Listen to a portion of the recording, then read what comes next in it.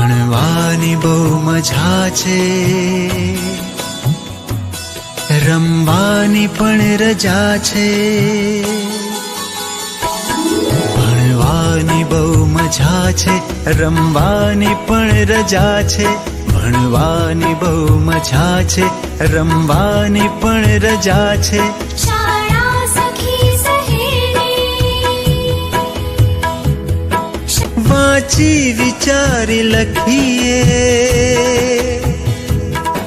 વિનય વિવેક કરીએ. વાંચી વિચારી લખીએ, સંસ્કાર ઘરથી